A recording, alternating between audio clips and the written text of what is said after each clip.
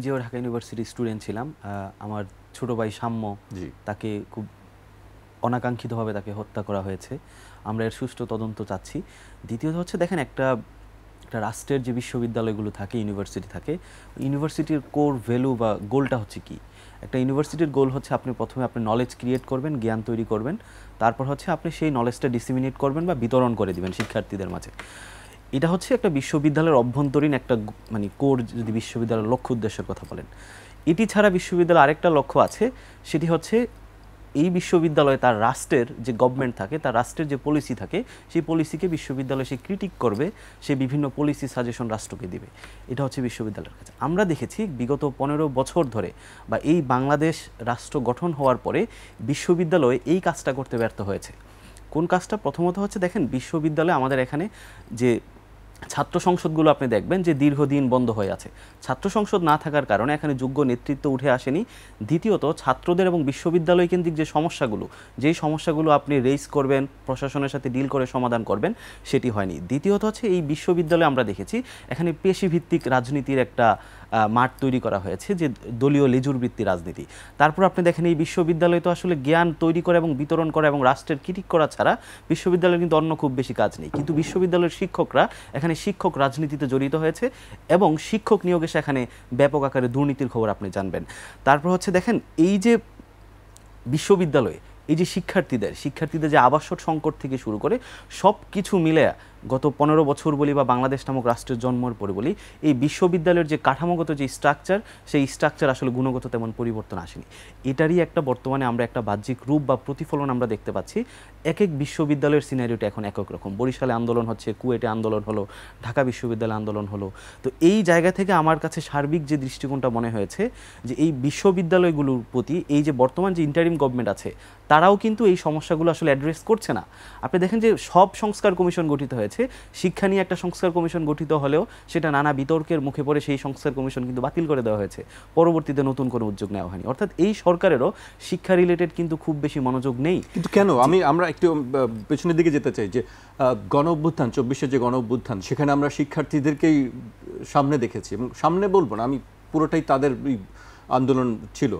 জীবন অবাক না করলে কে করবে? 28% মিল্ক ফ্যাটের অবাক করার সাথে ফ্রেশ মিল্ক পাউডার, জীবন অবাক করুক প্রতিদিন। কিন্তু সেখানে আজ 9 মাস পরে এসে বা সেই মানে তাদেরকে আবার রাস্তায় দাবি আদায়ের জন্য নামতে হচ্ছে, এটি কেন? কিভাবে দেখেন আপনি এটি? আসলে এই যে দাবি আদায়ের যে ব্যাপারটি দেখেন, যে ঢাকা ইউনিভার্সিটিতে যেটি ঘটছে, যেটি আমাদের ছোট ভাই সাম্য যে মারা গিয়েছে, সেটি ক্ষেত্রে দেখেন বর্তমানে যে আন্দোলনটি হচ্ছে, এটি বর্তমানে ছাত্রদল এটাকে নেতৃত্ব দিচ্ছে বলা চলে।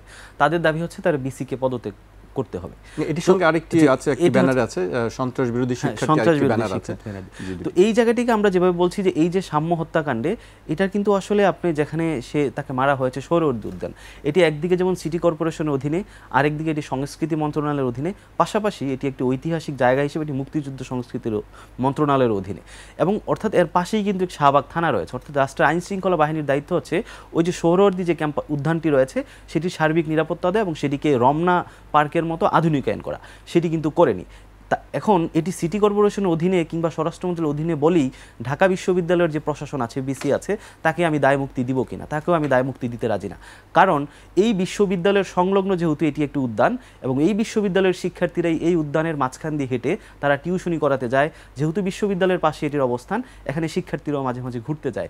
এক্ষেত্রে বিশ্ববিদ্যালয়ের প্রশাসনের উচিত ছিল এই নতুন করে তারা যখন আসে, তখন সরকারের সাথে এবং আইন শৃঙ্খলা বাহিনীর সাথে বসে এই যে সোহরাওয়ার্দী যে উদ্যান আছে, সেই উদ্যানের নিরাপত্তাটি আসলে নিশ্চিত করার জন্য একটি জোর দেওয়া কিংবা প্রেসার দেওয়া। বিশ্ববিদ্যালয় থেকে সেই উদ্যোগটি আমরা দেখি নাই। কিন্তু এটি নিয়ে যখন আপনি শুধুমাত্র সার্বিক দিক বিবেচনা না করে আপনি যখন শুধু বিসির পদত্যাগের দাবি আপনি উত্থাপন করছেন, তখন এখানে অনেক কিছু আড়াল করা হচ্ছে। আড়াল করা হচ্ছে বলতে, এই যে রাষ্ট্রীয় যে দায়িত্ব, আইন শৃঙ্খলা বাহিনীর যে দায়িত্ব, এই যে শাহবাগ থানা থাকা সত্ত্বেও আপনি ওপেনলি যে সোহরাওয়ার্দী উদ্যানে যে এই যে আপনি দেখবেন যে সেখানে মাদক সেবন হচ্ছে, মাদক ব্যবসা হচ্ছে, আপনি কি কিন্তু বিসির পদত্যাগ দাবি করলে আপনার ওই বিষয়টি কিন্তু আড়াল হয়ে যাচ্ছে। এই যে সোহরাওয়ার্দী উদ্যানে, সেখানে এই সরকার পতনের পরে সেখানে অবৈধ কিছু স্থাপনা গড়ে উঠেছে, সেখানে কিছু দোকান গড়ে উঠেছে, আপনি সেটিকে আড়াল করে দিচ্ছেন যখন আপনি শুধুমাত্র বিসির পদত্যাগ দাবি করছেন। আপনি যখন বিসির পদত্যাগ দাবি করছেন তখন ওই যে সোহরাওয়ার্দী উদ্যানে অবৈধ স্থাপনাগুলোতে সেখানে চাঁদাবাজি হচ্ছে সেগুলোকে আড়াল করে যাচ্ছেন। যে কারণে আমরা বলছি যে শুধু একপাক্ষিকভাবে বিসিকে দায়ী না করে আপনার রাষ্ট্রের ওভারঅল যে সিনারিও, আসলে এই চাঁদাবাজি আপনারা নিশ্চয়ই জানেন যে আমরাও শুনেছি যে এটির সঙ্গে বিভিন্ন ছাত্র সংগঠন বিভিন্ন সময় জড়িত, যে যখন সুবিধা হয়েছে সেই তখনই চাঁদাবাজি বা মাদকের সঙ্গে ব্যবসার সঙ্গে জড়িয়ে গেছে। আমি ব্যক্তিগতভাবে মনে করি যে চাঁদাবাজি যেহেতু ছাত্র সংগঠনের সাথে জড়িয়ে গেছে এমন তথ্য যেহেতু আপনি বলেছেন, আমার কাছে মনে হয়েছে এটি আসলে প্রপার ইনভেস্টিগেশন করা উচিত। এবং যে চাঁদাবাজি করে সে আসলে সে কোনো দলের হতে পারে না, সে চাঁদাবাজ মানে সে চাঁদাবাজ, সে ক্রিমিনাল অফেন্স। তো এই ক্ষেত্রে তাকে অপরাধী হিসেবে দেখতে হবে। সে আসলে সে বাকছাসের হয়ে সে চাঁদাবাজি করছে নাকি সে হচ্ছে ছাত্র দলের হয়ে চাঁদাবাজি করছে না অন্য সংগঠন হয়ে চাঁদাবাজি করছে, এটি বিষয় না। বিষয় হচ্ছে এটিকে যেহেতু একটি অপরাধ, অপরাধী হিসেবে দেখতে হবে। একজন অপরাধী কোনো দলের হতে পারে না বলে আমি বিশ্বাস করি।